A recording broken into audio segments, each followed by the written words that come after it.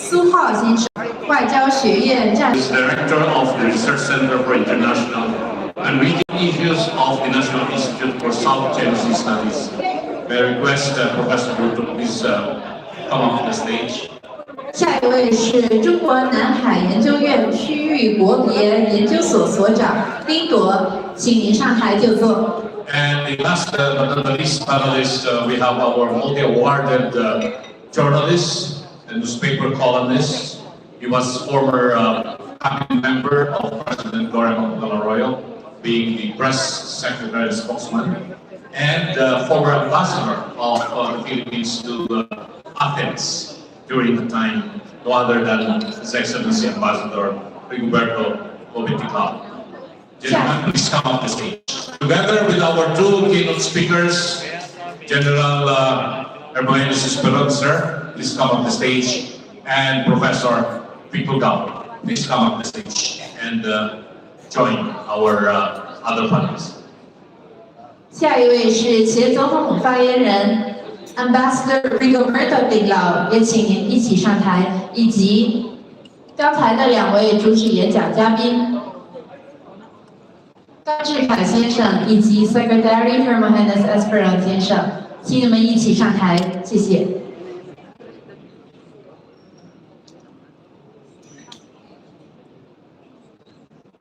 So the format of this roundtable discussion is that we'll give first our three panelists to respond to the two keynote speeches of Professor Gao and General Esperon. Not more than 5 minutes response to the speeches made by Dr. Gao and General Esperon. Our first speaker will be Dr. Suha. Please, Dr. Suha, respond to the speeches of our keynote speakers. Thank you.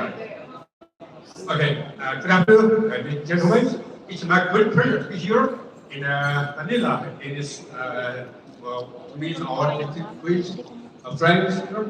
And actually, I have been here for several times. And Mr. Professor, for conference or conference in the south of Philippines. So, by this kind of experiences, make me a very deep impression about this great country. Not only is there as a maritime state, beautiful, sceneries, much wonderful beach, blue sky, and springs water, and also some great land. So this is great country. Actually, my hometown is in the Yunnan province of China, down to the southwest of China, in inland, deep inland of China.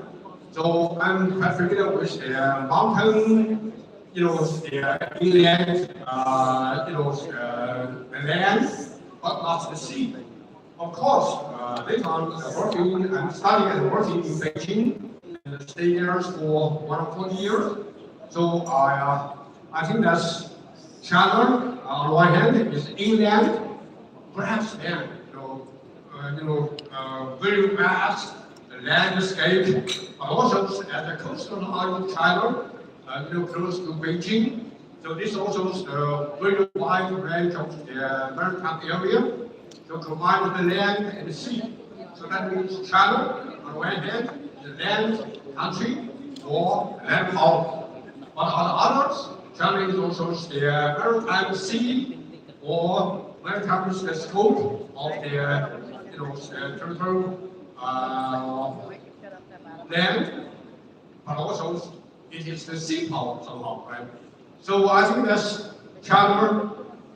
As you know, just a few weeks ago, we had the summit in Tianjin, which is one important city in China, hosted a summit for Shanghai Cooperation Organization. This mechanism focuses on the inland of the Eurasian continent. So we discussed quite a lot of their cooperation around their inland of Asia.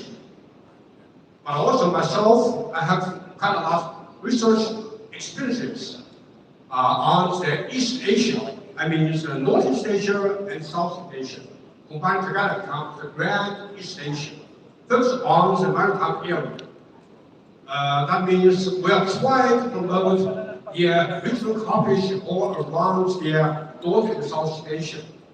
That means we will try to enhance our cooperation between China and ASEAN countries in their context or in the long process, processing evolution of regional integration.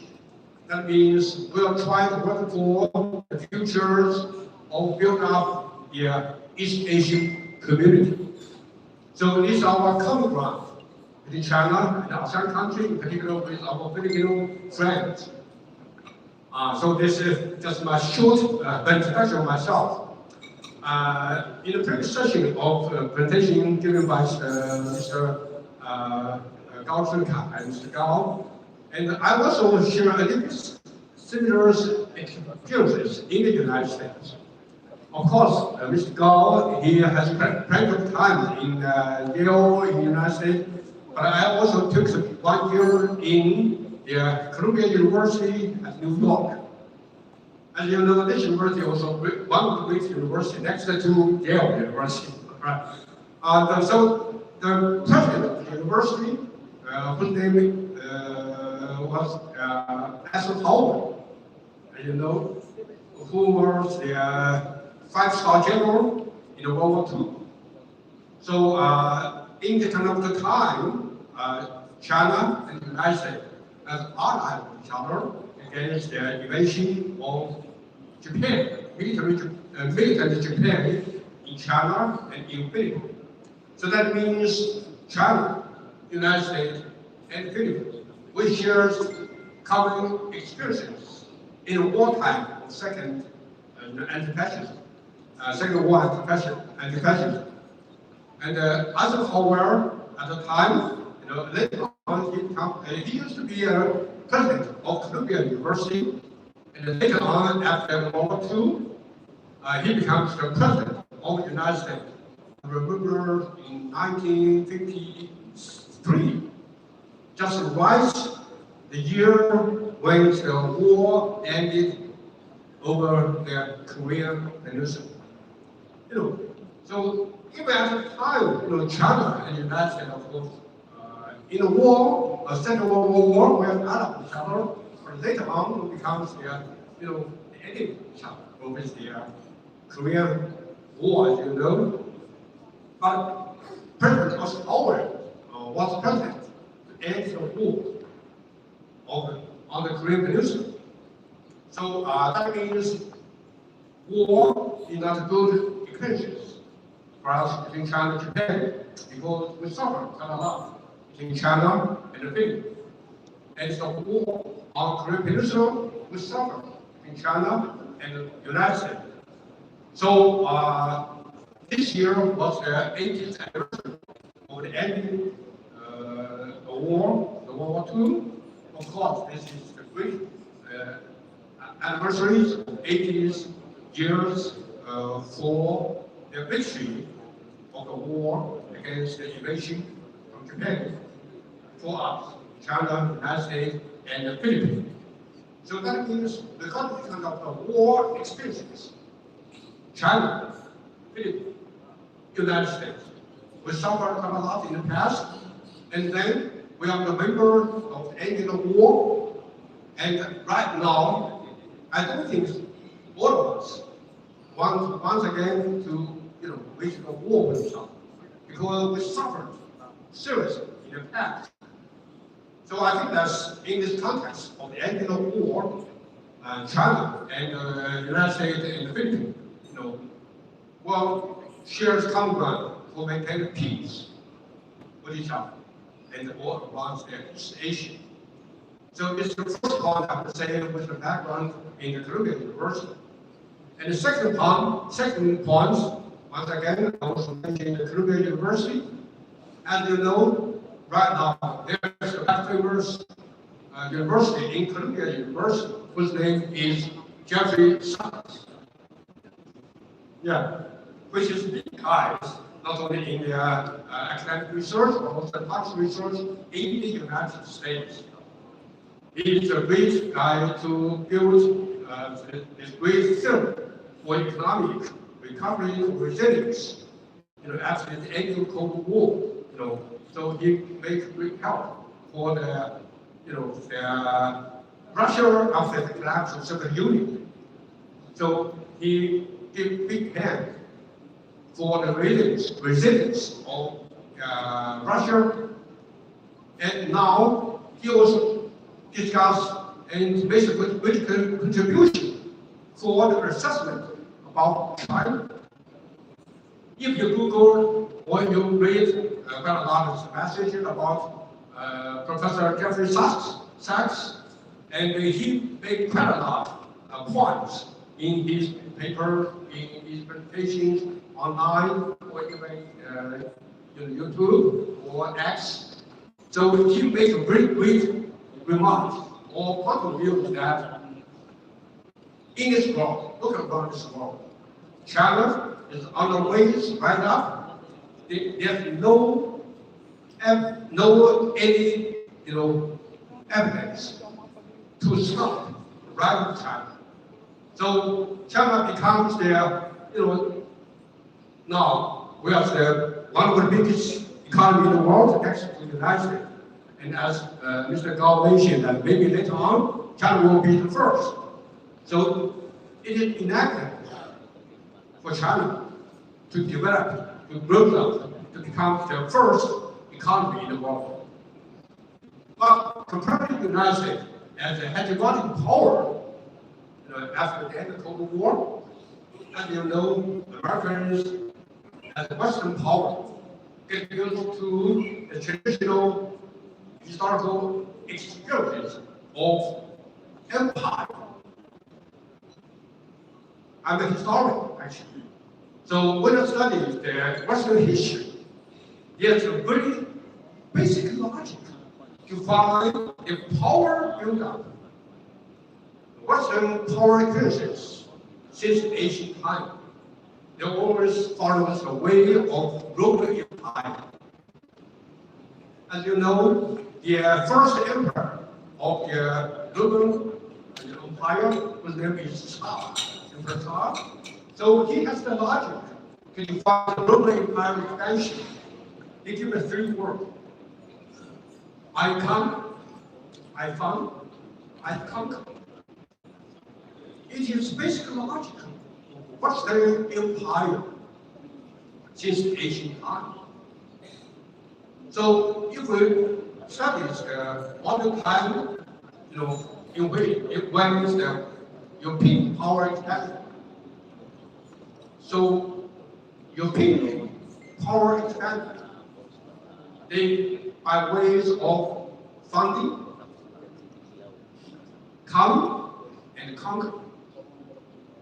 So our East Asian countries, including China and Britain, we were conquered or defeated by the West, right? So we become the part of Western colonial system globally. So this is still follows the way of Western imperial logic. Now, extended to the current situation, and American President Donald Trump. Of course, he's a very special man, right? Special politician, with the business background. And so, in my personal observation, Donald Trump still follows the way of Western imperial logic. That it means funding, coming, and conquer. So what is the process of this kind of imperial logic taken by the Americans? So you already know, Donald Trump already declared something like, why not Canada could be the 51 states of the United States, right? Or Greenland could be a part of the United States and maybe ahead of, year ahead, right? Or neighboring of the United States, like Mexico, Bay, could be renamed with the American Bay, right? Or even Mexico could be follow the American economic, scope, controlled by the United States. Or even, kind of a canal, or even kind of a state, follow the American logic, or even some other, southern or Caribbean states could be follow the American way, so-called controlled by or determined by the so-called New Monroe Doctrine. So this is the American, logic, followed by the Western, experiences. In 1,000 years, how about China? Of course, our country shares very long time history, more than 5,000. Right? But as a historian, when I study the Chinese history, in particular the Chinese relation with our neighbors around Asia, it's quite different because it's the basic logic compared to the Western power. I always say that in Western society, this is unilarity in the society regarding their monism or their logic. That means the whole of the world could be followed with one logic, with one value, with one model. So the country expanded eventually will be the empire over the world. But Chinese history, in Chinese history, will have different logic. Basic logic, or first principle to define our relation between China and our neighbors. It's duality, not the uniality. Duality, that means on one hand, we have the China, on others, we have neighborhood. It's the two, entities coexist at the same time in history since ancient time.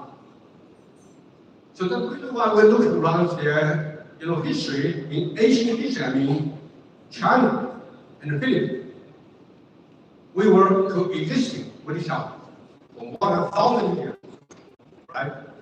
Even there's a very exact facts that 400 years ago, one of the small states on this island, called the Sulu Kingdom. Sulu Kingdom has very close relation with mainland China, 400 years ago. Even the king of Sulu would like to contribute its territory to be merged into mainland China. I read a historical document in Chinese archives. There's a recent document to tell the story like this.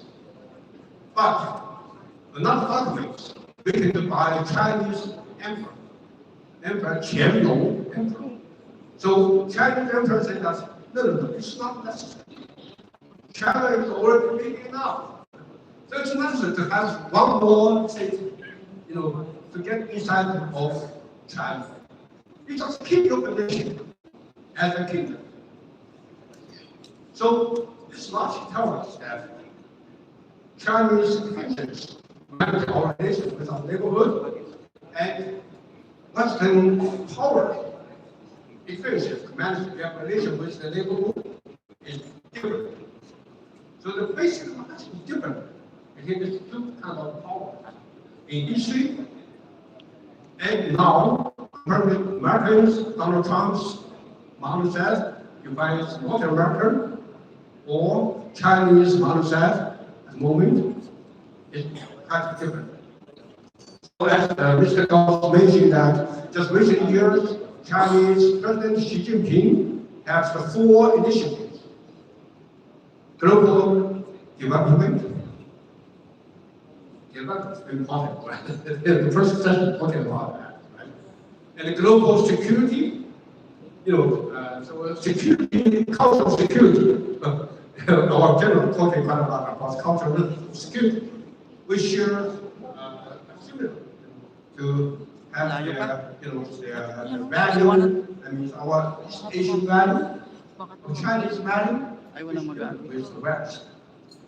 And the fourth, the third is global civilization initiative. So we use their cultural background, or even share with our common or similar civilization with each other, like East Asia. This is quite diverse regarding their culture, regarding their religion. We're quite diverse. If our Filipino friends went go into inside of China, China is quite diverse regarding our culture, regarding our religion. We accommodate the different kind of religions. For example, of course, the Confucius culture is our core culture. But we also have quite a lot of population believe in Buddhism. Quite a lot believe in, Muslim. And also quite a lot of Christian inside of China. Even quite a lot of, believes in Catholic Church, the Catholic religion. Right. Professor Sal, I'm sorry because we have a very limited time. We only have one conclusion, right? So I would say that China is more than Asian. We'll share quite a commonality with each other. All right. Thank you. Thank you so much. Let's now listen to the former Ambassador Bobby Lau for his reaction. For 5-10 minutes will be okay. Hello. I can't help but immediately respond to Mr. Gau's point regarding artificial intelligence. They say it's not American intelligence, but artificial intelligence. That's not true. Try out AI and begin to use ChatGPT. I asked it, can you explain to me the arbitration in China? It responded, the Permanent Court of Arbitration ruled blah, blah, blah, blah, blah. You know that's not true. It's not the Permanent Court of Arbitration. It was simply an ad hoc panel constituted. Okay, so I stand corrected, it says. 2 weeks later, asks another question. It said the Permanent Court of Arbitration ruled such, so and so on. So can you check again? And I know this is not true. So I stand corrected. It was an arbitral panel constituted under UNCLOS. So I got angry. Are you stupid? I thought you're intelligent, but you seem to be stupid. It was quiet now. And then I asked, by the way, do you read Chinese? No, I don't. Do you read Fukian? No, I don't. Do you read Mandarin? No, I don't. It is a matter of fact that at least the language model of AI doesn't read Chinese text. It reads Chinese text if you give it a particular text in Chinese to translate. But it doesn't read all of the materials that is the basis of its intelligence. So what's happening is more and more people are relying on AI rather than Google, which is being analyzed according to American biases. So we have an entire generation believing the American bias. I'll give another example. I just did it now.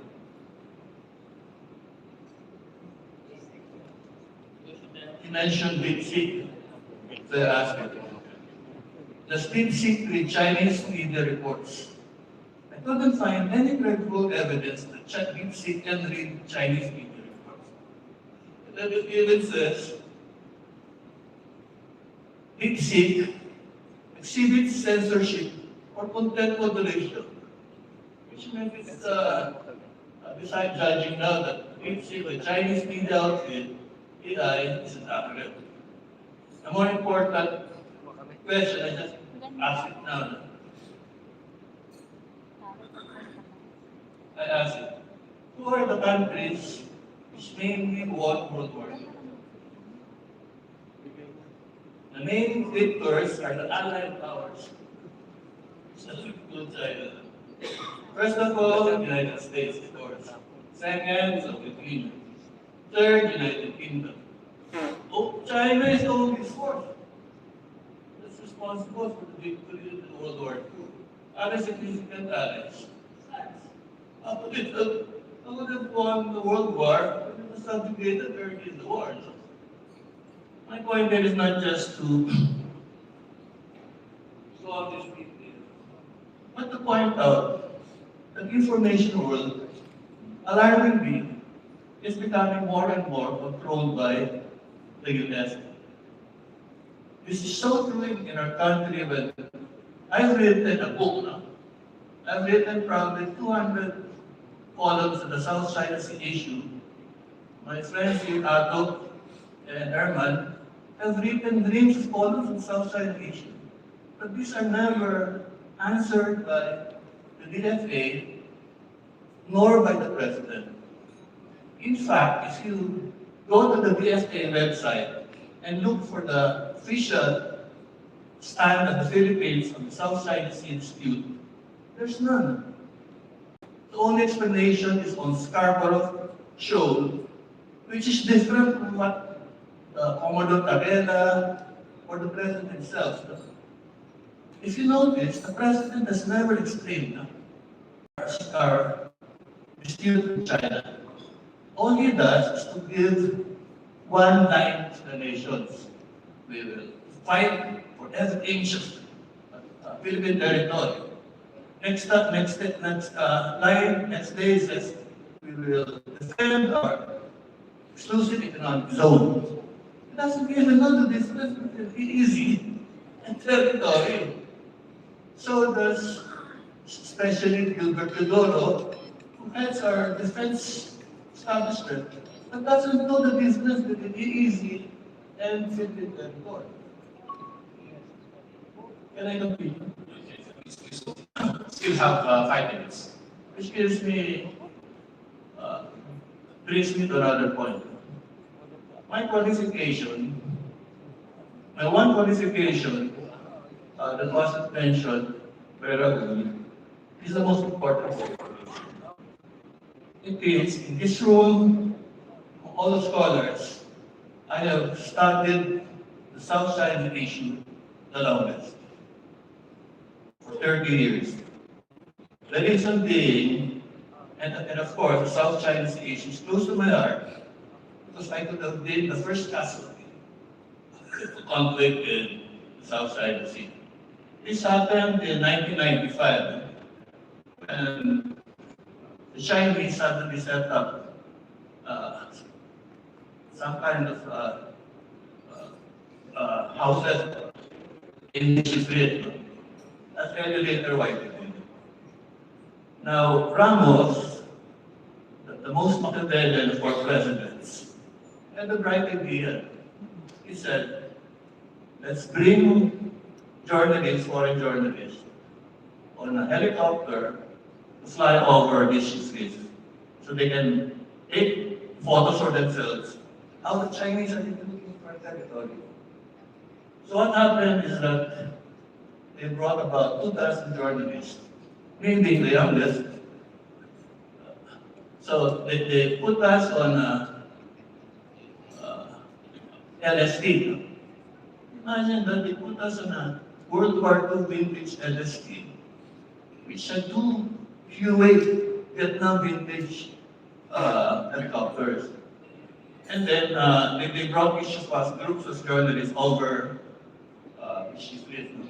So we saw the Chinese there, not to be in camisetas, short pants, hardly looking Chinese. And we were so proud, we were so adventurous during that time. We said that we admire your innovation, Mr. President. Later on, I realized what was happening. Ramos, I'm sorry, but wanted to use this as cannon fodder. When years later, in a golf club, I saw one of the generals who handed it. It was very apologetic. We didn't know you were in that group of journalists. Because scenario one was that for the plane, helicopter to go over Mrs. Reef and land back safely. The second scenario was that the Chinese who live there would shoot at us. Because the helicopters were marked press. Who would understand the marking of press? It was a real possibility that we would be shot.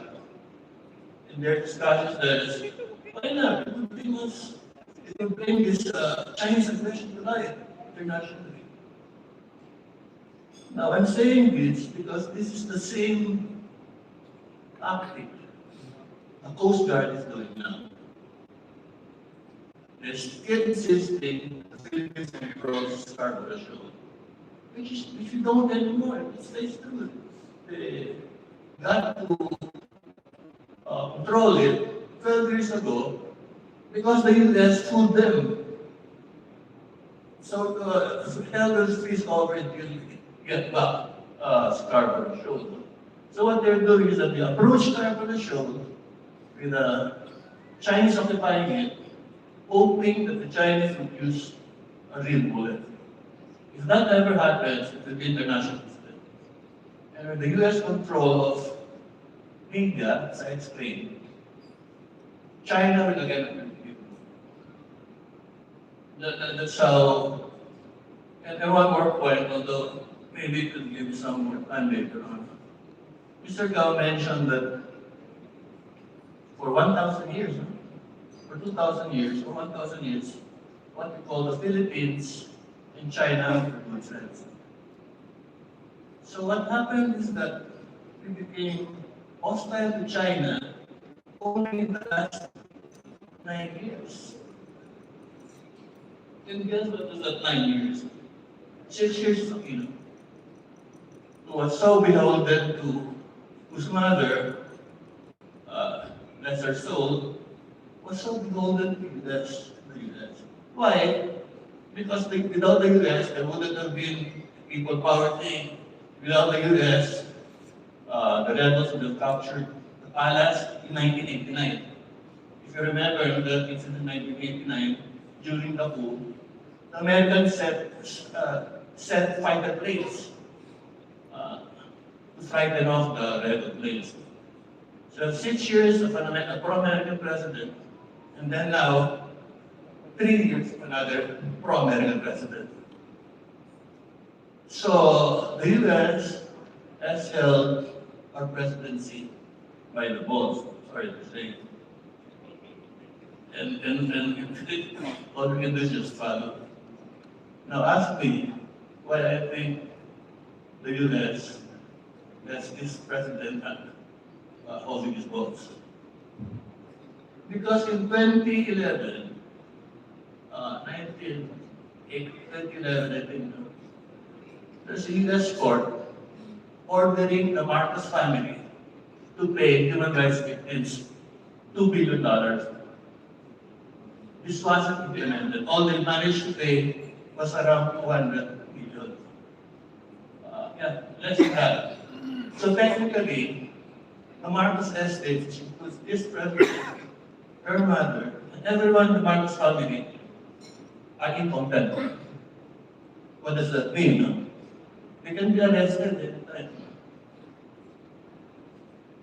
All their assets could be confiscated. And this is one of the reasons why this president can't release his statement of assets and liabilities. As soon as he releases it in its document, some sheriffs could garnish it. I'm simplifying it because there were a lot of legal moves that the past government set down, like a claim cannot be claimed by human rights lawyers, but only the government can claim it. Now what happened?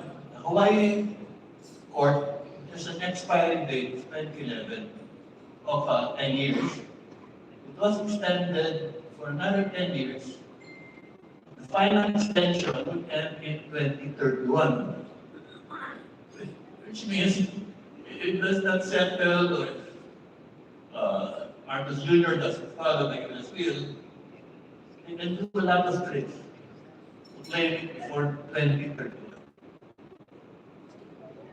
I said enough for there's no walkout. And I have to emphasize that an expert and a journalist, I can only speak about facts on the ground. Fascinating are the geopolitics of all these, but the reality is that the disputes in ASEAN with all of ASEAN countries really to China, right? There's no other ASEAN country that's fighting China. Only the Philippines has. And the difficulty there is that if there's some trouble in the South China Sea, the Americans will be forced to intervene. And there goes all over deals for peace. Thank you, Ambassador. Now we listen to our last reactor, Director Dindo of the Research Center for International and Regional Issues. He is from Hainan province. Yes. And Hainan is quite close to us. It's the closest island in Philippines, and it's also the venue for the yearly BOA Forum, where our late President Fidel Ramos was the founding chairman of the BOA Forum, and our former President Flora Napoleon Arroyo is still an active director of the BOA Forum. So this is the year from there. Thank you, Chair. And first, I would like to express my thanks to the organizers for having me here to share my opinions. And since I'm the youngest man here, obviously, I would like to express my respects and thanks for all the senior speakers and moderators for the contributions to the friendship between Chinese and the Philippines peoples. And if you allow me, I would like to start with my discussion, my true story of mine. So, some people know me and my wife. My wife, she is working in the same institute with me, National Institute for South China Sea. So sometimes we talk about South China Sea issue at home. So one day, my son, 6 years old, he told me, "Father, Dad, I won't travel to the Philippines." I asked him why. He said, "I know there is some conflicts in the South China Sea at sea." So at that moment, I realized, I talked to my wife, we should not talk about the South China Sea issue, talk about our work at home in front of my son. Why? Because I don't want the South China Sea issue define the next generation's impression to our neighborhood. That means the South China Sea issue should also not define the bilateral relationship of the two countries. That is also the consensus between the two leaders of our two countries. So today I would like to talk about the South China Sea situation, generally speaking. So from my view, the peace and stability in the South China Sea right now is maintained. There are lots of examples and reasons. Number one, there is no new occupation to the islands and reefs for the past 20 years. Number two, there is no armed conflict, there is no war. And number three, the commercial and navigation safety and freedom has not been interrupted by the disputes or by the incident. And another example is the COC consultation negotiation has been conducted smoothly, and there is some hope for all the parties to get an agreement next year. Right? So, and China and ASEAN countries have make important achievement, and the DOC framework as to the regarding to the low sensitive maritime functional cooperation, such as maritime environmental protection, search and rescue, and other things. So such positive factors, I think, is the mainstream of the South China Sea issue. And the reason is that all the members, all the coastal states, including China, they are make a great effort on this. So it gives me 3 points I think to share with all the audience. The first one is that the regional states in around the South China Sea, they have the common wish, consensus to keep the South China Sea and the stability and peaceful place. And the second is that the dual track 2 approach, that means the disputes should be handled and resolved by the directly involved parties by negotiation and consultation, and the stability and peace of the South China Sea should be maintained by China and ASEAN members. This approach is still useful, cannot be given up. And the third thing is that we should have the confidence. We should have seen the mainstream of the South China Sea issue to believe China and the dispute parties can be can refine some proper ways to handle the disputes, and we should have the confidence that China and the ASEAN countries can maintain the peace and stability and the secrecy of agreement. So that is the positive issue. So if I have some time, I will talk about the risks and challenges. But that depends on China and the next round of discussion. I will stop here. Thank you. Thank you. Now, we are going to entertain 5 questions from the audience. But first, I'm going to have the first round of question. That's the privilege of the moderator. Sorry. Well, in the discussions that we had, we heard of Professor Gao, General Sprout, and the other panelists here. Now, in recent weeks, there's been a marked escalation of tension in the disputed waters in South China Sea, which has been described as open book, a simmering cauldron of territorial and maritime disputes, unquote. There's a spectacle also of military drills with the United States and their allies, which followed recent close encounters between vessels of the Chinese Coast Guard and their maritime militia and the Philippine Coast Guard. Now, amid the disturbing headlines, it has been argued that the best chance for keeping the peace now rests on a pragmatic solution that binds all parties to the adherence to international law and the promotion of respect between the claimants. My first question is directed to General Esperanza. How, for instance, do we even begin to imagine the basic architecture for an enduring peace in a climate of heightened tension and suspicion? And how can the concepts of dialogue and cooperation, which have seemingly fallen into disfavor amid mutual distrust, be reintroduced in the current question? That is my question to you, sir. And my second question is directed to Professor Gao. And how could the notion of a shared prosperity for all neighbors, a notion China has nurtured since the last decade, be made to fit into this design of peace? General Speron first. Thank you. How can the concepts of dialogue and cooperation, which have seemingly fallen into disfavor amid mutual distrust, be reintroduced in the current situation? Whether we like it or not, we will have to revert to the number one instrument of national power, that is diplomacy. We cannot engage each other militarily.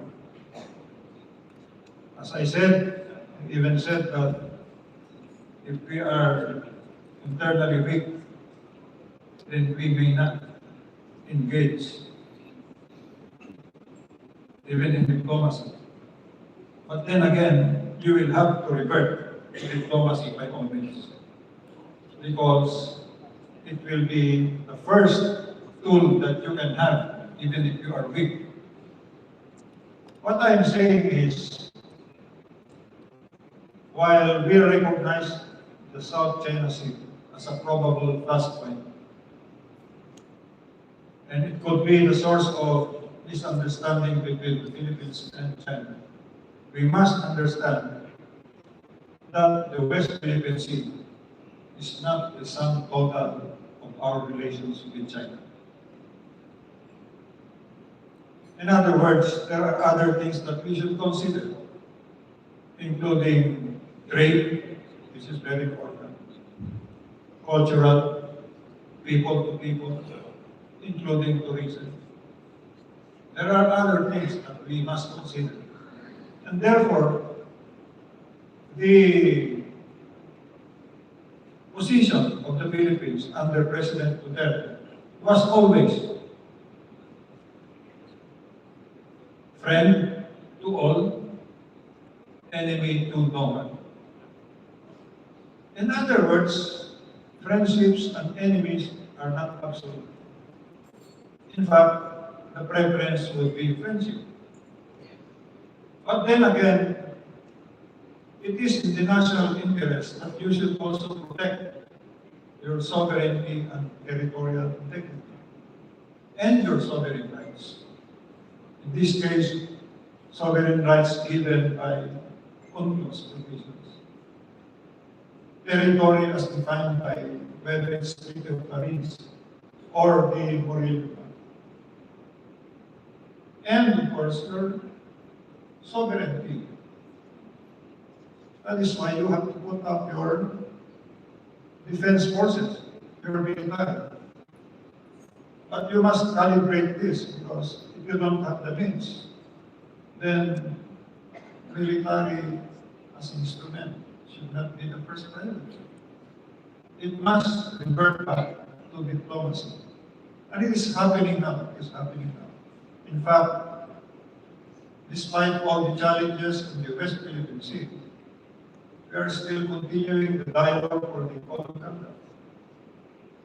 And hopefully, despite the years that have been there, I think it's since 2012, we still hope that there will be a final code of conduct that is enforceable, so that that can become the basis for mutual understanding on what should be done in the West Philippine Sea. But personally, let me say this.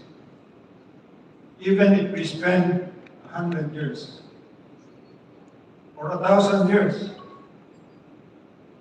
we cannot solve the differences in the South China Sea if we insist on territorial claims. Just imagine this. We have 17 islands of Vietnam right inside our EEZ. And they are building or strengthening their positions. There are 5 People's Republic of China positions there, and 2 others outside our EEZ, but it used to be part of what we call the Kalayaan Island Group, which is a municipality of Palawan. Malaysia has 5 islands there in our EEZ. And before I forget, Taiwan still occupies what used to be the biggest island there, Taipei, or I forgot the Chinese name for that. Taiping. And Brunei has one. So what do you mean? When people shout, that's our territory, that's our place, that's ours. Are you telling me that we should tell Vietnam to, okay? We remember it went war with China. But they are friends now, or maybe even earlier. You mean to tell me we'll tell Malaysia to get out from their 5 islands because we are claiming? Or do you want to tell me also that we all get out of there because that's China territory? I don't think we could solve it by claiming territories there, but we can have agreements that could benefit us all. For example, what do you think about having a marine biology research, international research site in Asa Island? Everybody's welcome. What do you think if we start talking about fisheries agreement so that China will not declare off-season here in places that we claim? So maybe we can concentrate on what is doable. Because I believe claiming the territory for ourselves or part thereof would not settle the matter. We all believe in the importance of the South China Sea. It is very world trade of about 3 trillion or about 1/3 of world trade passes there or more. So let it be a body of water that should give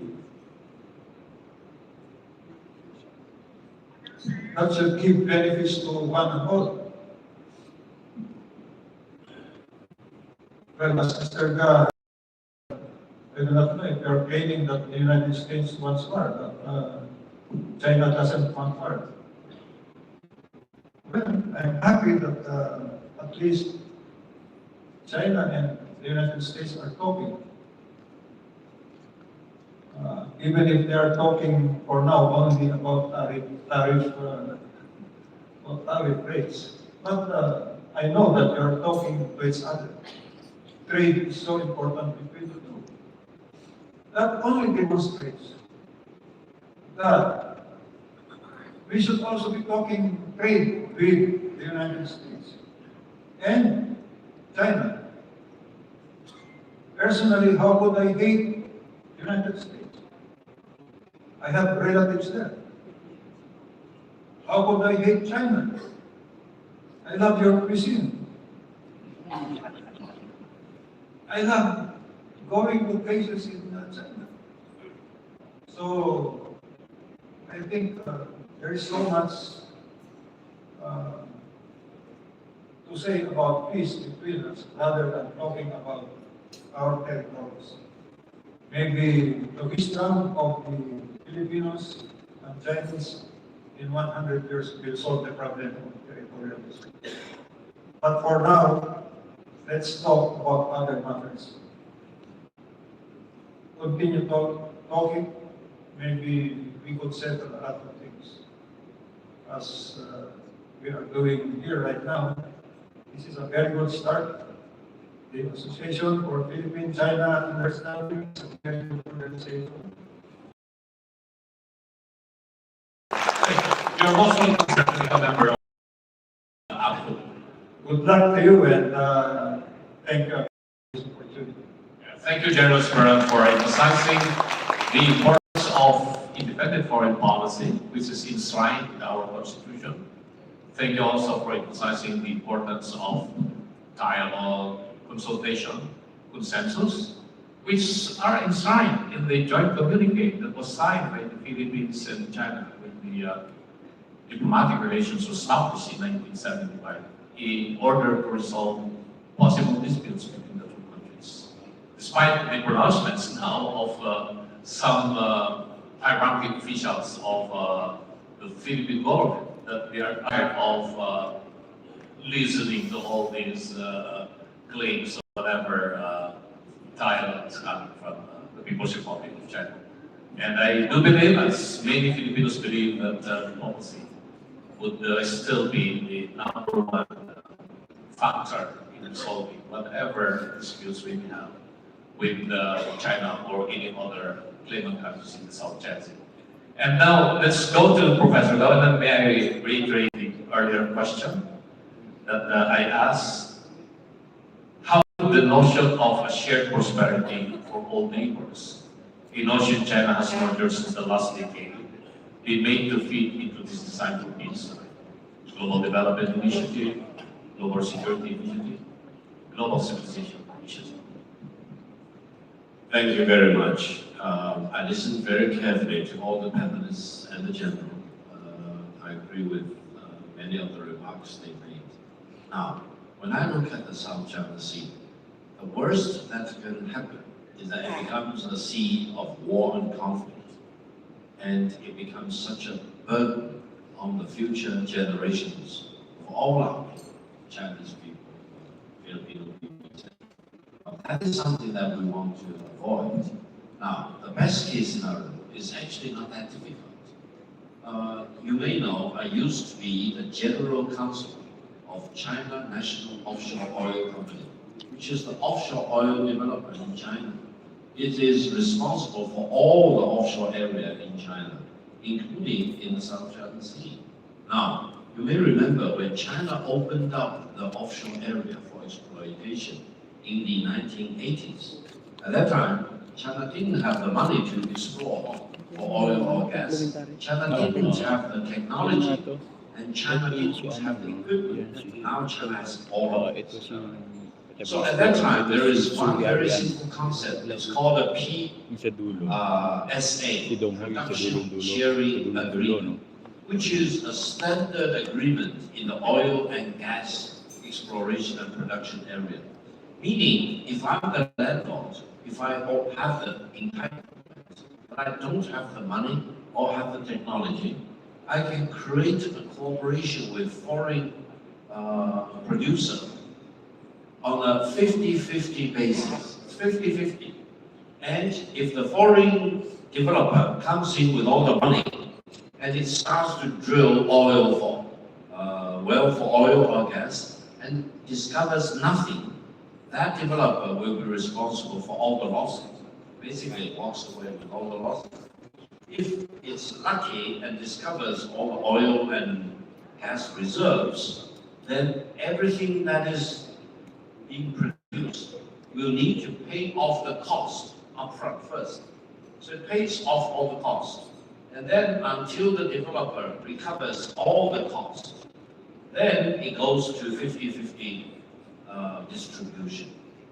You can walk away with the 50% of the profit or the revenue, or you can walk away with the 50% production of oil or gas. Now, I think when I look at the disputed areas between China and the Philippines, or between China and Vietnam, to a much lesser extent between China and Malaysia, and almost to zero between China and Indonesia, for example, actually the best way to solve the problem is that while each of us will continue to have our, territorial position, and it may or may not be difficult to solve them, tomorrow or in the coming year, we can actually start focusing on producing the oil and gas reserves on a cooperation basis. It's very similar to production sharing basis. In that case, for example, Philippines will immediately get the benefit of the produced oil and gas reserve. It will really contribute to making up for whatever energy shortage Philippines has. And I understand Philippines does not have enough imported oil or gas for generation of power. You may actually have shortage of power in the country. And this is actually one of the reasons why manufacturing is not growing that fast in the Philippines. And when we are talking about the AI revolution, you will need tremendous amount of power if you really want to be a player in AI revolution. So I think the Philippines cannot wait for power to be generated. We need to act right now. So one way to do it is to, for example, to fight for the disputed territories, for example. Or the other way is that we can cooperate on peaceful basis, and we can share the production of the oil and the gas reserves for our mutual benefit. You may say this is easy said than done, but I think we will need to be creative. We need to really engage with each other for common prosperity. Now, allow me to add very briefly. If you look at the South China Sea, do you know what really stands out? Coral reefs. South China Sea has the largest collection of coral reefs compared with any other body of water in the world. So these coral reefs need to be protected through international cooperation. The coral reefs don't recognize Filipino or Chinese or Vietnamese boundary. They actually exist in their own capacity. Now the other way is very obvious. Navigation, for example, disaster relief, disaster measures, satellite images, for example, and all the other things, weather monitoring, etc. I think for all these other things which are not disputed, we can really work together. And different member states in this region can really pitch in with your money or with your technological know-how, etc. And making sure that the South China Sea will really be an area of peace and cooperation, rather than what we keep talking about, war and war and war. That's not the best solution for our generation or for the future generation. Thank you. Thank you, Professor. May I ask Ambassador Tigao to make a few opinions? Just on that, Mr. Gao, that ship about sheer production is sailed today. You don't remember that in 2012, Felix Exploration, owned by the NVP Group, really owned by Saudi and Indonesia, entered into such talks with Sino. But what did Felix do? He said it suddenly sent its own exploration into the Nifan. In fact, that's what started the 12 problem. And after that, I don't talk to the Sino people again. They were criticized by the Communist Party. You were fooled by it. You were fooled, never enter such agreement again. And now we have so-called Filipino nationalists claiming that we can never give up our sovereignty through joint exploration. Maybe it would be, as I said, another president enough to do that. Last point I will make is this way. Forums like this always move into generalities, minor statements. But let's just watch what Vietnam is doing. When Vietnam gets insisting on their rights, they're quiet. But then they'll be building more artificial islands now. In our case, we spent 30 billion from the Senate building, but they cannot spend that much to renovate the airport at Pagasa. I mean, that's the problem really with this. The problem is in our needs. 30 million for that building that's not yet usable, and a trillion plus for the uncontrolled, flood control projects. Anyway, thank you, Mr. Ambassador. Well, from the statements of General Scoron and Professor Gao, and I'm very proud of listening about your concept of production sharing agreement and about the proposal of General Scoron about possible venture arrangement of how we can cooperate with the other claimant states. We lawyers who are here understand the concept of condominium law. And I see some developers here of condominium units, and they know pretty well the meaning of the concept of condominium.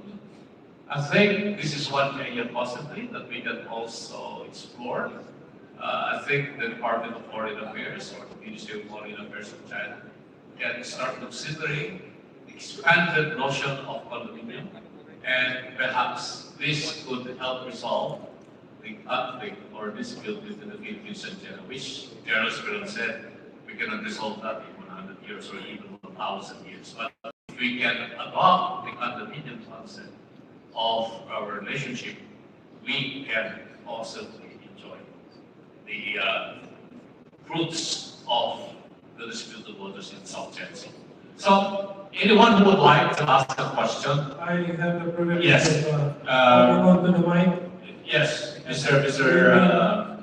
Herman Tulora. You can direct the question to anyone. So please identify yourself and direct it to anyone of our panelists. Yes, I'm from the Asian Century Philippines Strategic Studies Institute.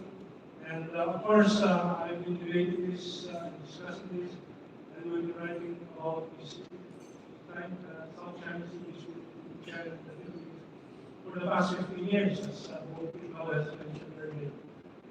But I think the bottom line is very simple. If the Americans were not allowed to reassert these dominance in Philippine politics, we would not have a problem. Because the suggestions for their side between President Duterte and President Xi Jinping since 2017. Unfortunately, we got interrupted by the new administration in 2022, 2023, and we have this mess. But the mess is now visiting this home today. But I wanted to bring this up to particularly people now, because this offers a bit of a ray of light about, as the Political American magazine reported, it's reported in Newsweek magazine. After the Tianjin summit and the September 3 victory parade of China, U.S. Defense Secretary Hegseth announced to the American audience, and it is in this headline of Political, Pentagon plan prioritizes homeland over China threat. Given your exposure almost every day, I can see you on YouTube discussions on the subject of ground. What is your sense of these chances of this becoming a real strategic direction of the United States? Or withdrawing from China threat and from Asia, concentrating on its own land? Unfortunately, on the ground here in the Philippines, we see well, I assume to be the big state, not conforming to the Trump administration's pronouncement of withdrawing from country which political from China. And we are seeing the biggest arms depot in Asia being built up in Subic, and so on and so forth, the Asian NATO being propagandized, at least not in reality, actually being done. What is your sense? Thank you very much. Allow me to be very quick. I know other panelists want to contribute their views. First of all, I was doing live commentary when the victory parade was happening in Beijing. I was doing that in the CCTV headquarters. And my impression, allow me to share this with you, that the victory parade of September the 3rd will be judged by history as a major turning point, because what China demonstrated will convince everyone who cares to watch this in the world that China now enjoys military superiority above the United States. Now, the Americans may not agree with me, but when you look at the conventional weapons as well as nuclear weapons, China is not next to the United States. China is actually ahead of the United States. This is very profound, and it will take time to sink in. But that leads to a very important next question. That is whether the United States wants to pick up a war against China. Let me tell you, as I mentioned, inevitability of peace between China and the United States.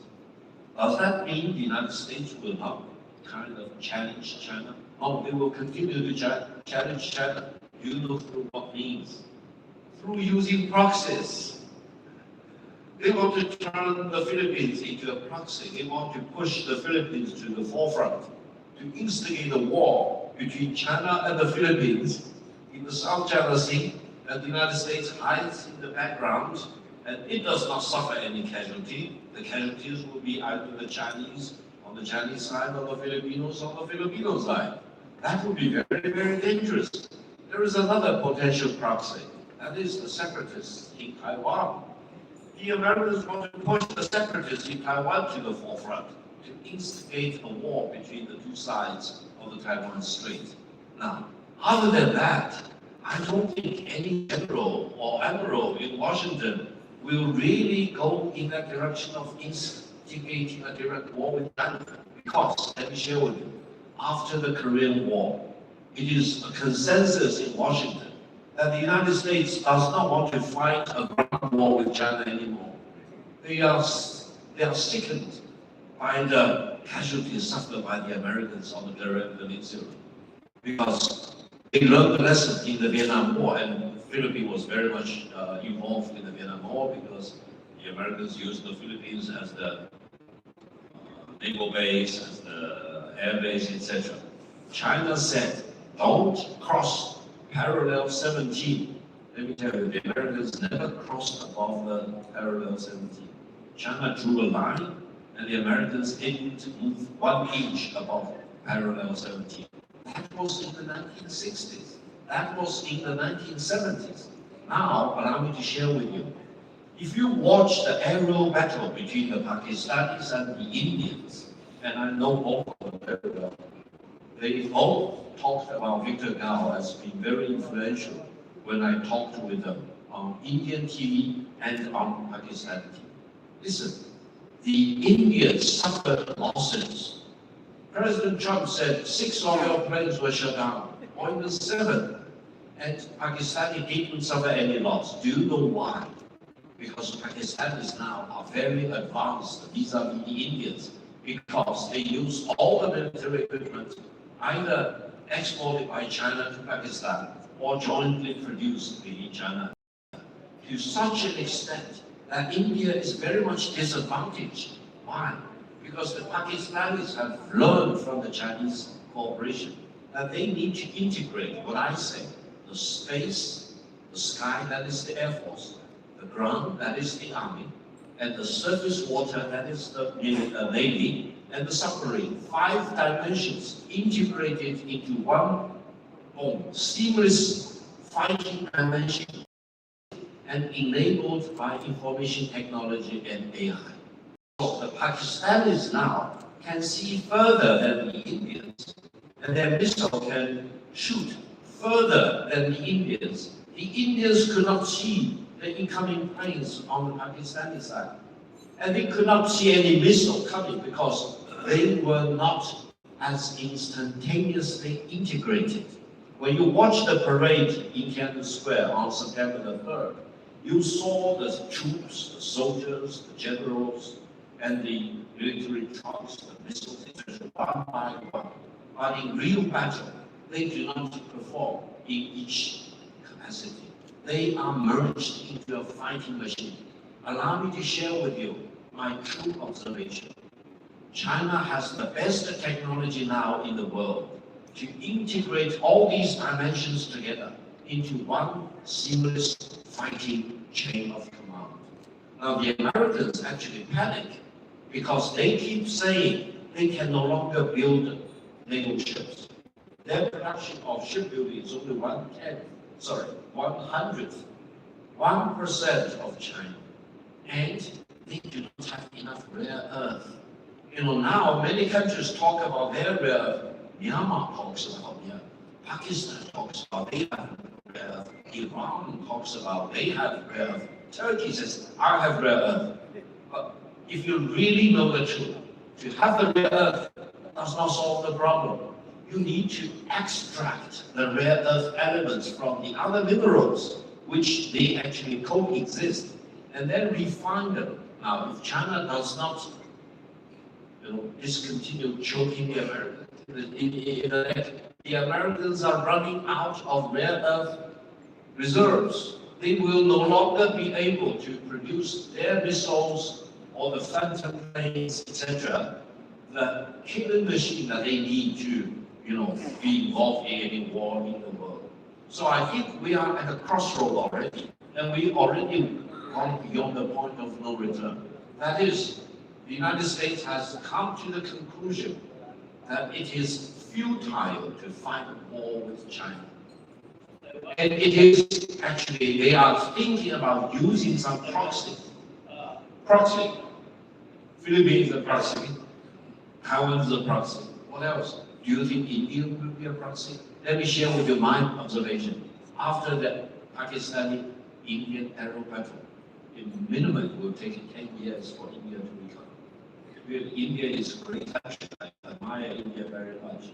But I don't think they want to really find themselves in another war, especially aerial war between India and Pakistan, because they now realize they are very much disadvantaged for lack of technology and lack of this integrated command system.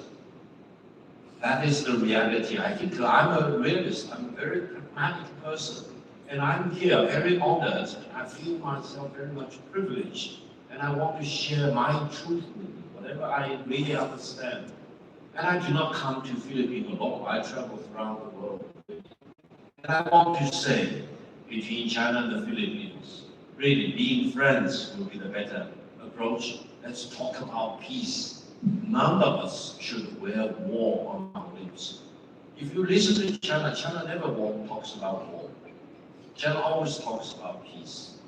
And I think it is peace that will be the most important thing. China has tried its best to convince the Americans, talk about peace with me. Don't talk about war with me.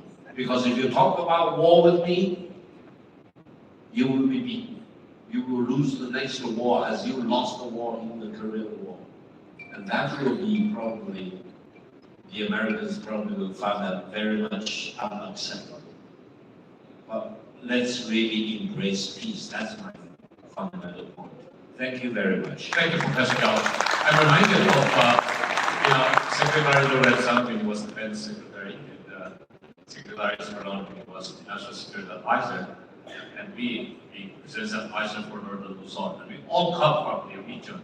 We speak the lingua franca of the north, which is Ilocano.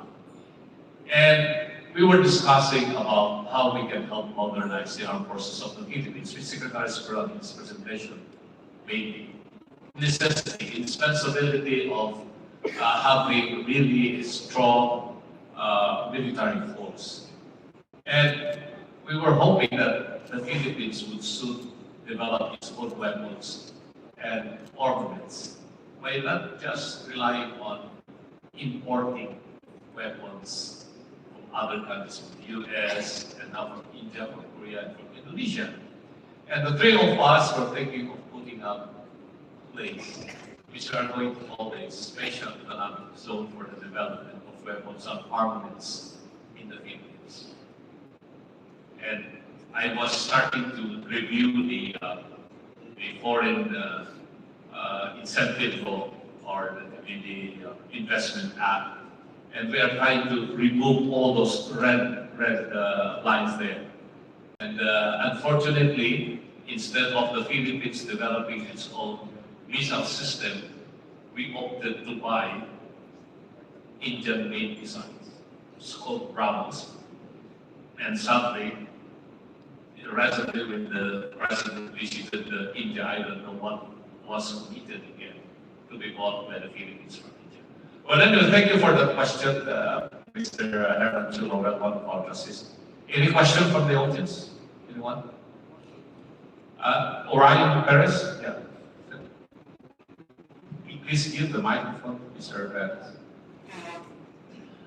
大家好，对我们的中国朋友，我就告诉你们欢迎光临。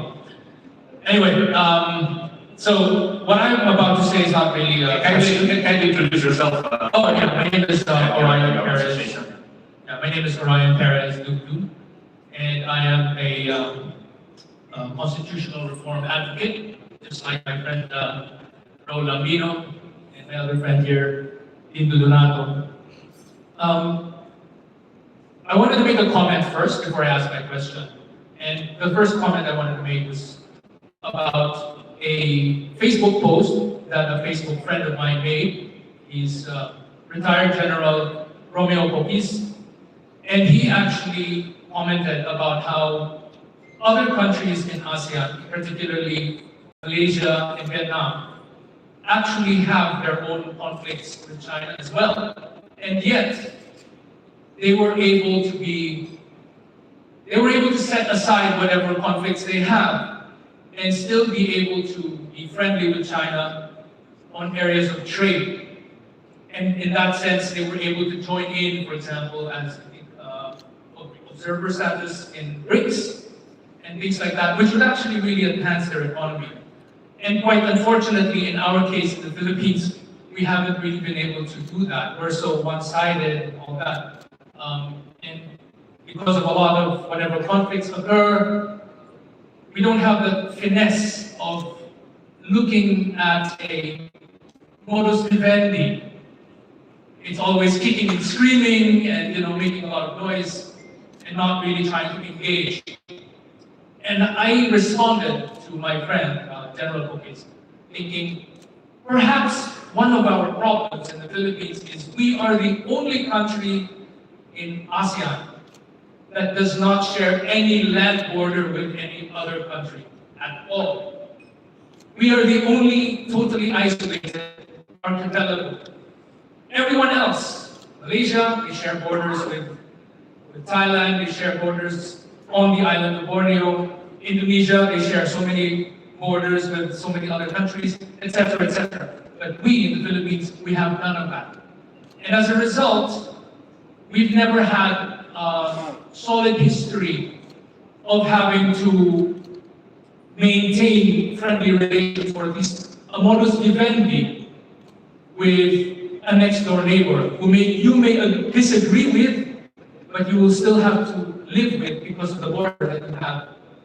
So I don't know, that might be partly it. This is not to disparage our friends at the DFA, because this is just the reality of our history. We've never had to really deal with an absolutely just right next door type of neighbor.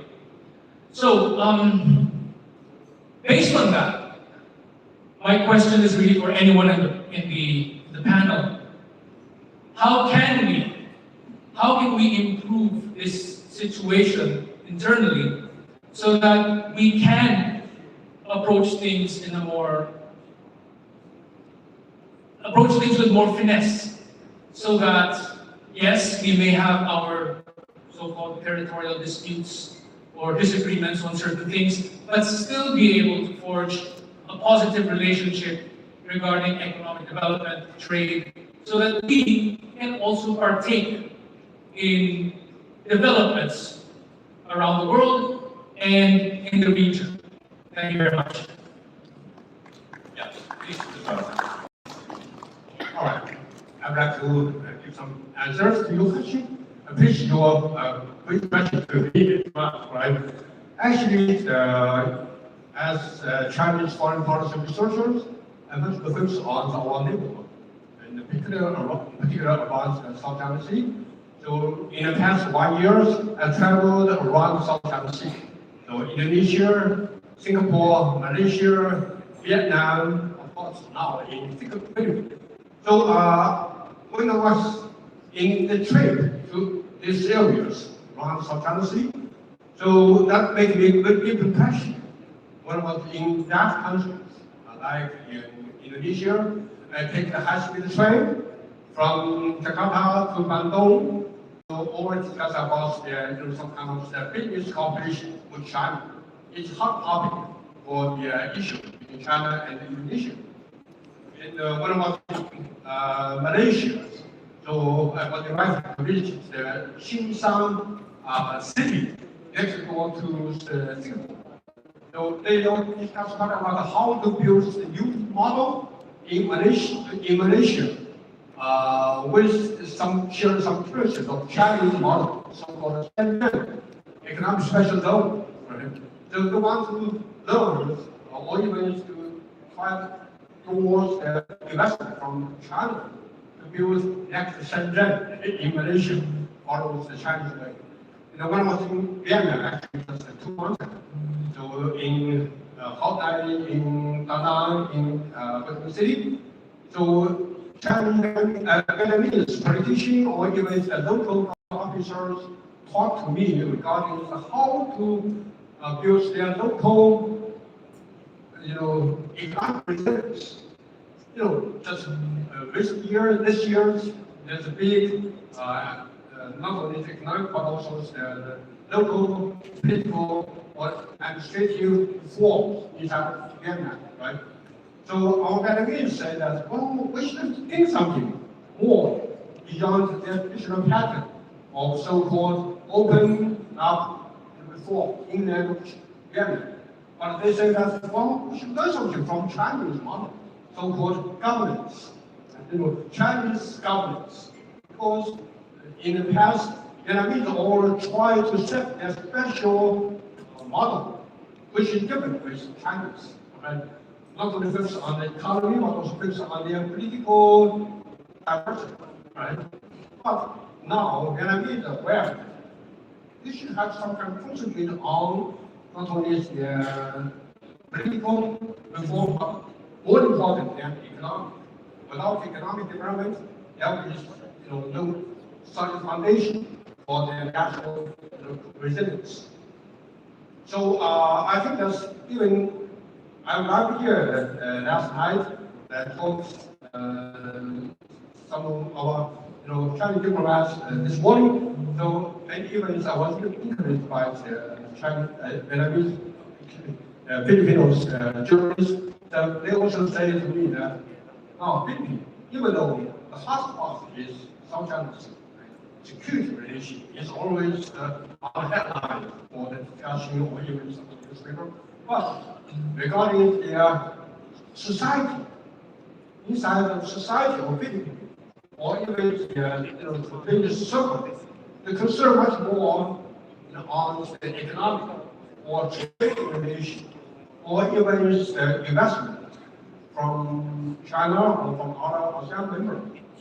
So that means maybe essentially for any nations in this region of East Asia or in Southeast Asia, the economic development is critical concern by ordinary people, by the society. Without economic development, maybe there will be some kind of uncertain or even instabilized phenomenon in a society. So that makes some trouble in a society. Okay?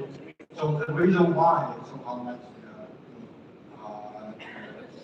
in South Asia or even somehow in some country in Southeast Asia, maybe we know that even inside the Philippine society, there's some kind of uncertainty. Right?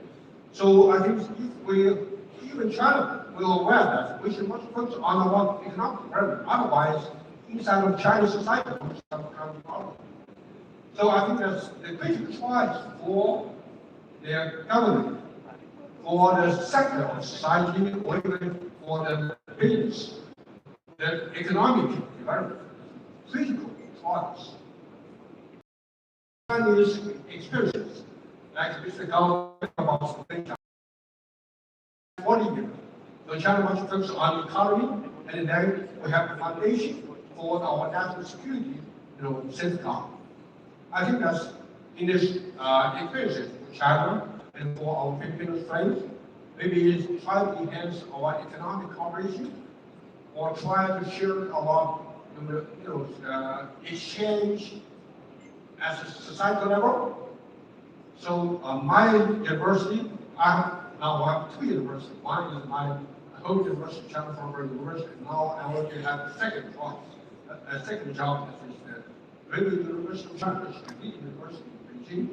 So our university practice opened the door to scholar or even partial for exchange field in China to try and even to share the national governance, the digital governance of Of course, the local government initiative by the Chinese leader just a few weeks ago, by the Chinese Xi Jinping. And so I think that's the key word here is governance, national governance, regional governance. Of course, the governance of South China Sea is critical for us. Thank you for that. Yeah. Ambassador Tilau, you want to respond? Yes, just one point. That analysis is so wrong. Ramos had the capacity to deal with both China and US. Gloria Macapagal did so too. Who else? Sada even did that too. Duterte did that too, balance China and so I think that the man is wrong. The big difference is that when you have presidents who are so much American puppets, that's when things go. And look around the world, Britain doesn't share any landmass with any other country, New Zealand, Australia, Japan, they don't have the gentleman's, I think, convoluted analysis. So thank you. Any other question? If there is none, can I have this lady here? Yeah, please introduce yourself now.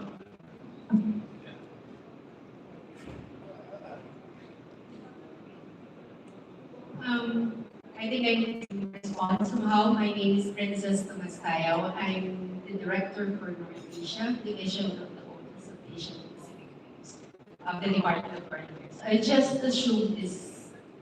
Come on. Okay. Just to point out, the Philippines will always pursue its own interests based on its own priorities and sovereignty and national interests. That is the primary group. We will always follow that, regardless of who we deal with. Our own national interests will always prevail. Nonetheless, taking off from the point of the former national security advisor, we will always pursue areas where we are interested aligned. So that is, of course, what the gentleman over there mentioned. That is on trade.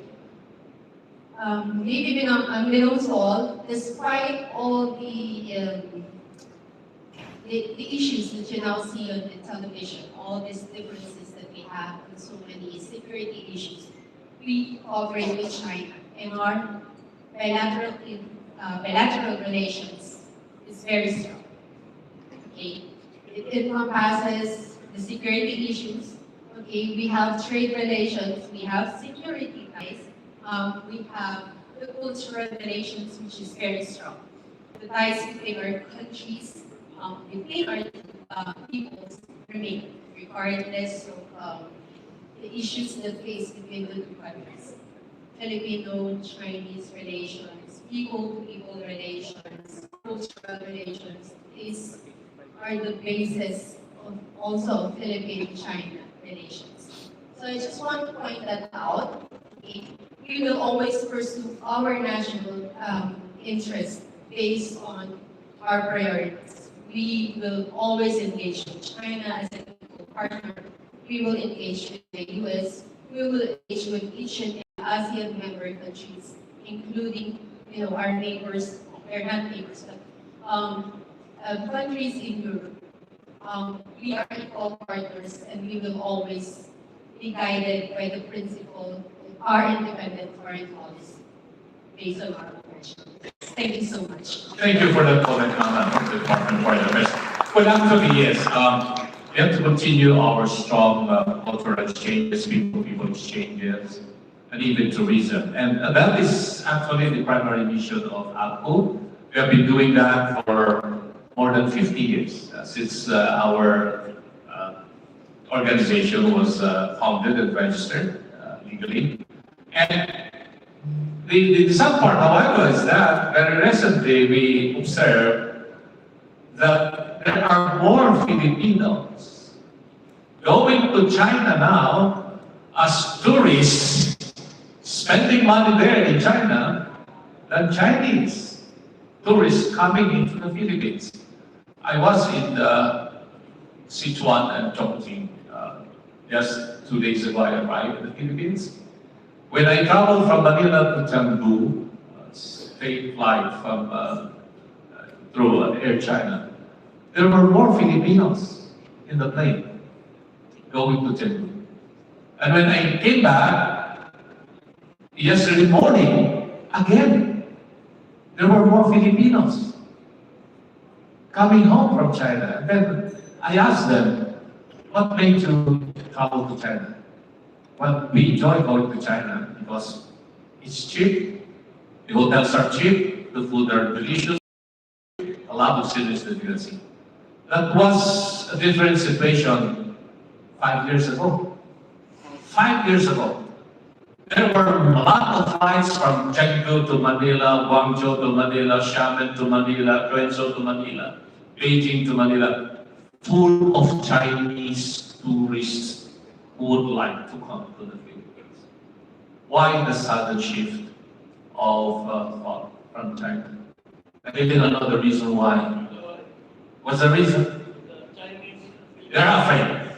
According to the Chinese, yeah, Mr. Samuel, can you respond to that, sir, as the president of China Business Association, China Business from Issuing less visas now at Manila embassy. I really don't know. The ambassador told me that. Yeah, I think so. Yeah, that may be what it is. But I think they really are not applying anymore for Chinese, for Filipino visas to come to the Philippines as tourists. Maybe the Chinese, Philippine Chinese Business Association. I have another question. I'm Samuel Uri from the Chinese Filipino Business Club, Inc. Actually, my observation of what's going around in the country, we are looking at the South China Sea, but we have to bring ourselves back to the country. My observation is every day we read the newspaper, we listen to the commentators and the radio. They are majority, I would say, they are anti-Chinese.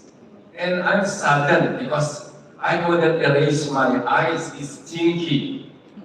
Everywhere I go, I don't want to experience that racism. I did experience it already. And what's going on here? Now it's not only me, even our business is affected.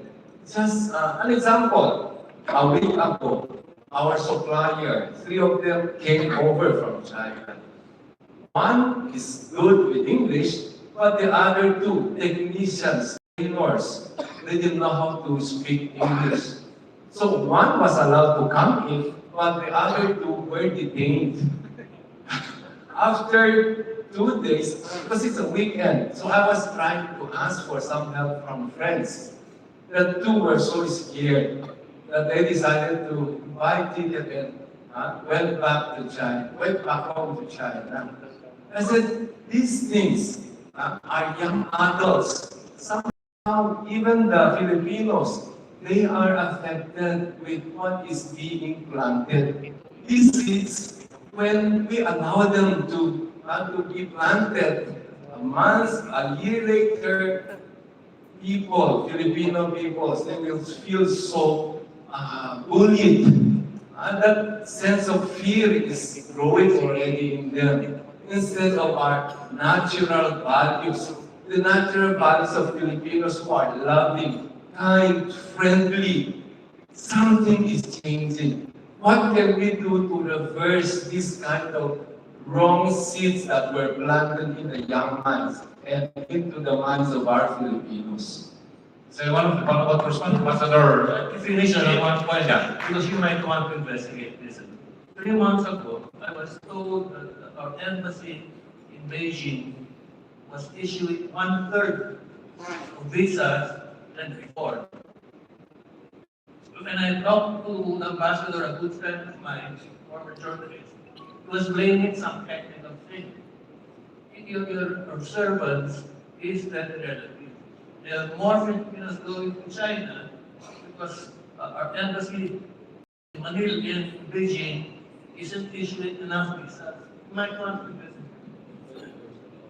If I may add a point, if you look at ASEAN, now Thailand, Malaysia, and Singapore already offer visa exemption to Chinese nationals.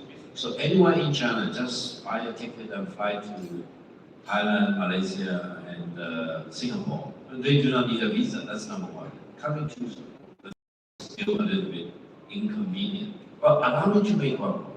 For the Filipino people, when you look at China, let me tell you, how do you look at China?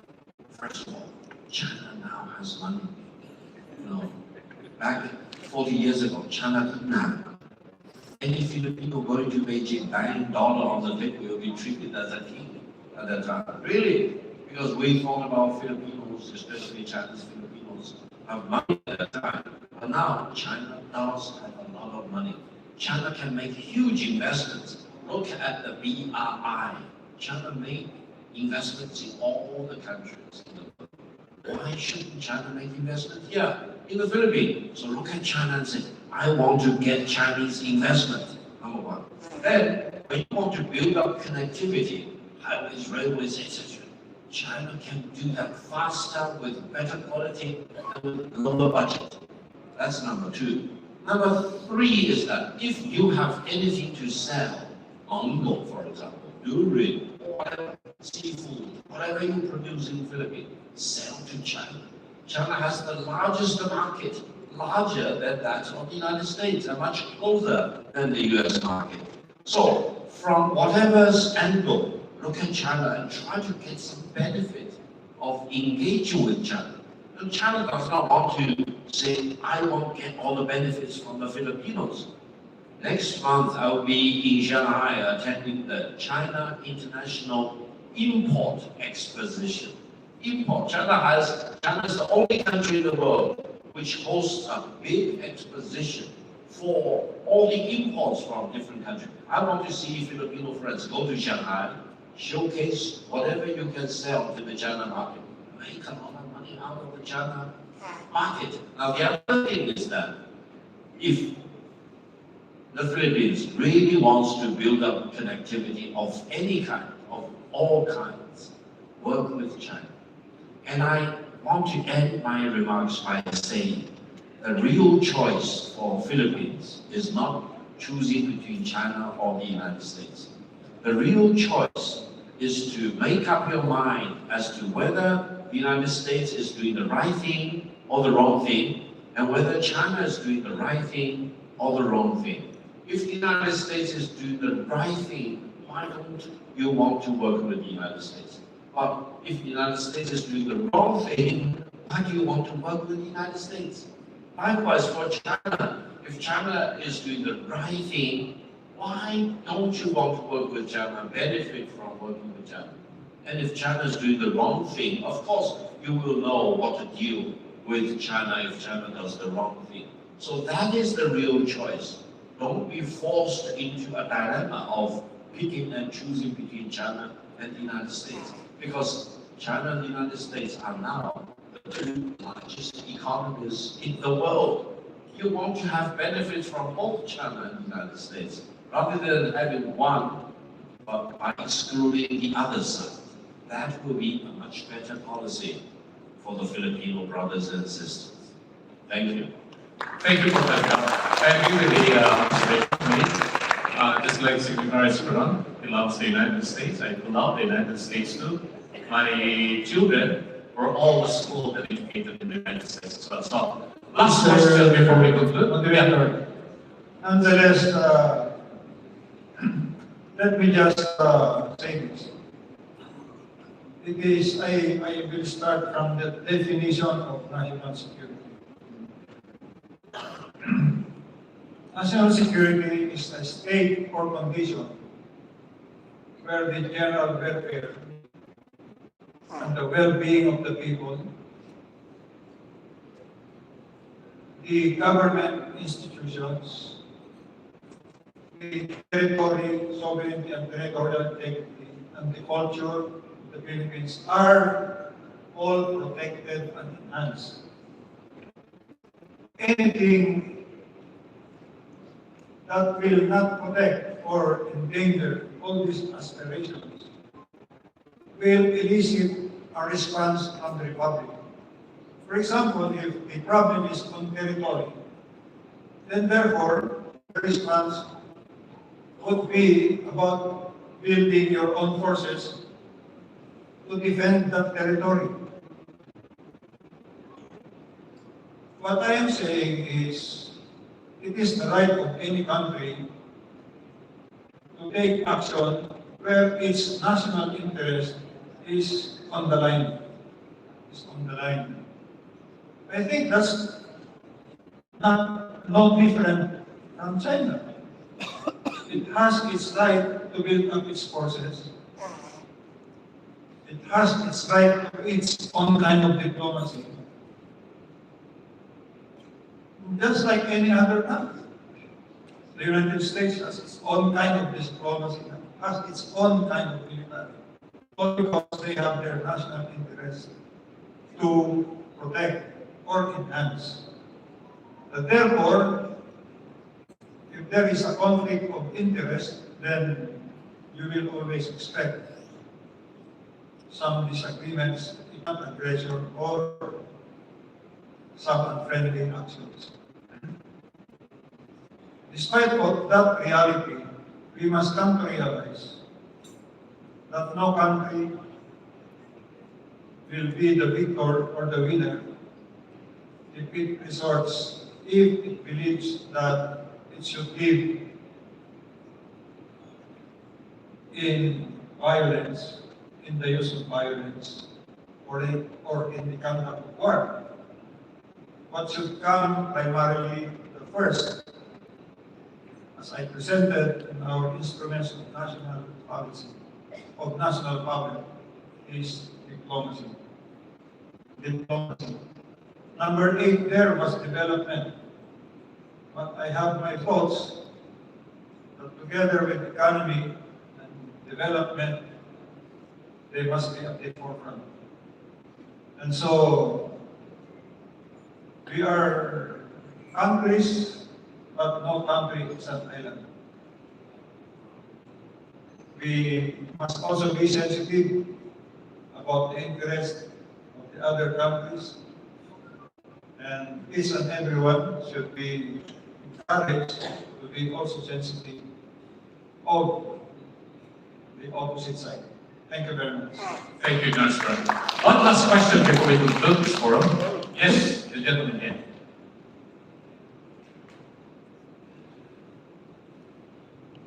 Good evening, everyone. My name is Captain Abeli Jose Jr., an ex-seafarer. I sailed around the world for 25 years. I became a captain for 8 years, a shipbuilding supervisor in Korea and China for 5 years. Before I stopped sailing at age 45, I started my own mining and ship management company here in Manila. At the moment, I am the president and CEO of GMM Global Maritime Manila and GMS Global Maritime Ship Management. I really appreciate our panels this afternoon, especially Mr. Gao and of course my very old friend Sir Nambino and of course General Esperon. We are keep on talking about peace and security, and I always believe that we need the development and the diplomacy to have that. But as a seafarer, for 25 years and as a captain for 8 years, I always respect that in each country, before anything else, we have to secure our maritime territory. The Philippines is an archipelagic country with 7,600 islands. And believe me, as a captain, I observed that the Philippines do not secure our entire country with our maritime territory. We lack one, maritime buoys. We do not have that. 2, lighthouses. I hope everybody understand what I'm talking about because I am a seafarer, I am a seaman. Would you believe, for example, that the Philippines as an archipelagic country with 7,600 islands, we have 22 existing lighthouses. As compared to Taiwan, which is only 36,000 square kilometers, an island just north of us, they have 36 lighthouses. What is a lighthouse? As a seafarer, lighthouse is our protection. Lighthouse is our navigational safety. Lighthouse is our peace and our security as a seafarer. This is our guide. This we do not have in our country. I feel sorry about that. I hope everybody can understand me. Philippines have 300,000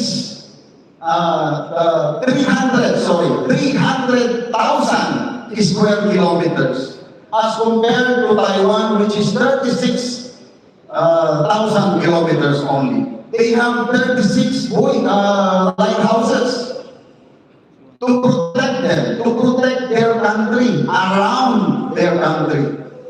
And we are, again, I will repeat, we are 7,600 islands. We have 22 lighthouses. 22 to protect our 300,000 kilometer area.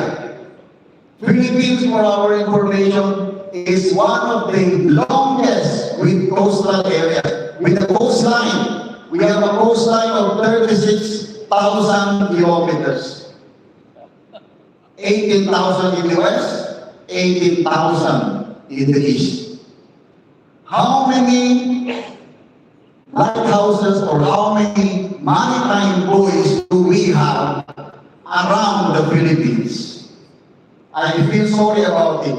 In the West Philippine Sea, we have 10 maritime buoys to protect the 36,000 long coastline of the Philippines. So what do we have here? Why am I talking right now, or why am I asking this in the future my question?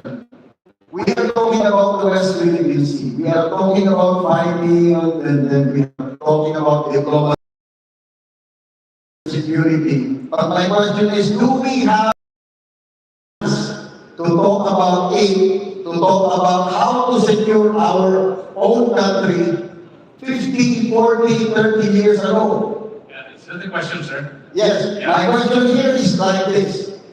We have a chance, with, of course, now with the Philippine-China relations, do we have a chance with our colleagues to help us produce these things to protect our maritime territory? We need lighthouses, we need maritime buoys to protect this. This is our wall to protect our maritime territory. Thank you. Thank you. Before I call Secretary Furom, sir, you remember that in your national security advisor, the two of us took some of the rights in order to zone and went islands in order to zone, specifically for us to identify areas in order to zone where we can set up maritime buoys and lighthouses. How many lighthouses so far have been constructed during your time in these areas that we have visited in order to zone? I remember 7, primarily in our positions at the Southlands. Yeah, at least we did try our best to Seven respond. of them, 7 of them are in our positions. Yes. More. It's very important. I agree with you. The lighthouses are important structure, and in international law, that is a symbol of legitimate occupancy of your territory. Yes, sir. Please respond to the query. Thank you. As I know,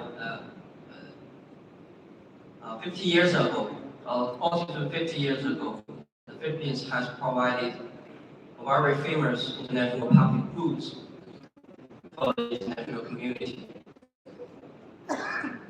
related to the NCLOS. I agree with you, Philippines is a connected state. So during the negotiation of the NCLOS, Philippines and Indonesia provided the concept and the relative regulation of the Atlantic states and the framework of the provisions. So that is a kind of the important public goods contribution from the Philippine side. So right now there is a famous term, global maritime governance. From an academic view, from my view, global maritime governance is based on the internal maritime governance. So that is the experience of China. In the past few years, in the past few decades, China has improved its internal maritime capabilities, including the maritime key infrastructure.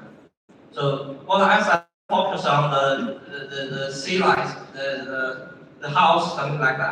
I would like to say China can provide much more support to Philippines to improve its maritime governance capability from the internal side.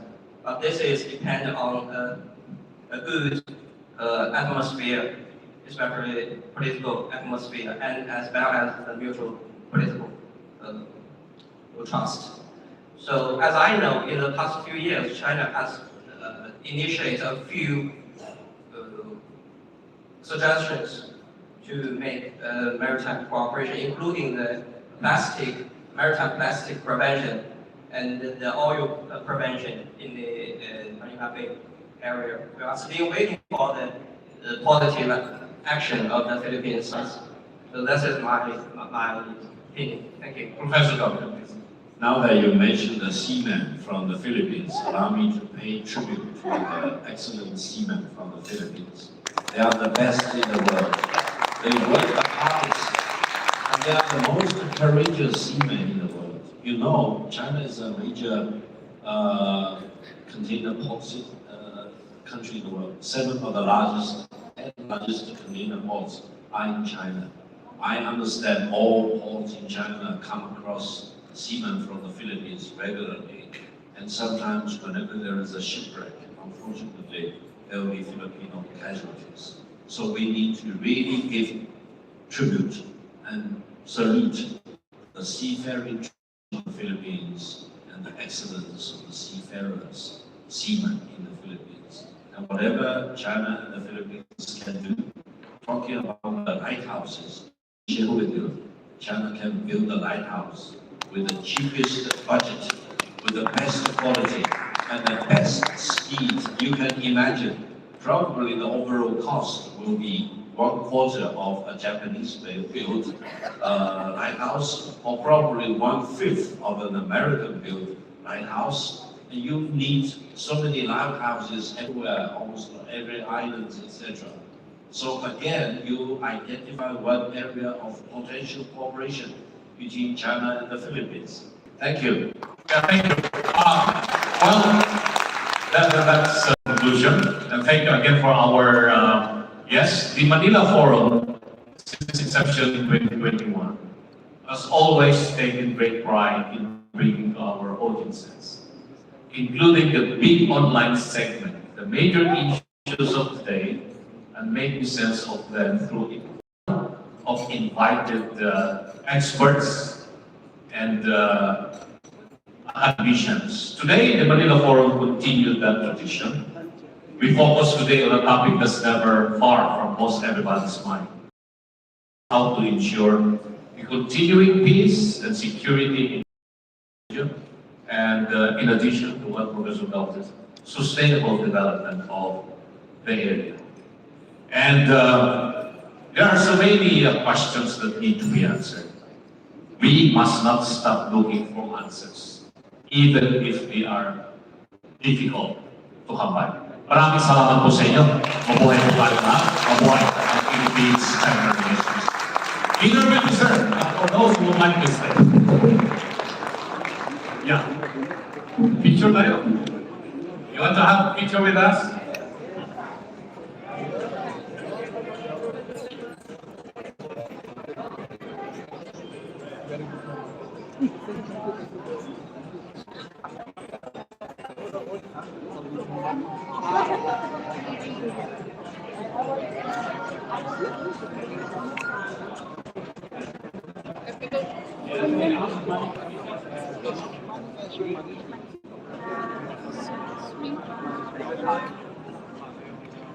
Sir,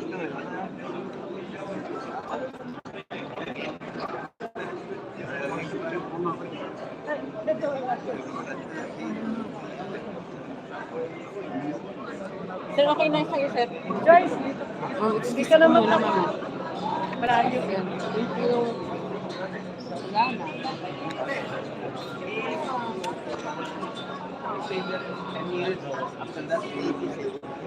Ayan, so mag-end po muna tayo. Mamaya pupunta tayo ng EDSA kasi naglalakad na po sila doon. So mag-end po muna tayo. Mamaya magla-live tayo. Papunta tayo ng EDSA. Muna pagka.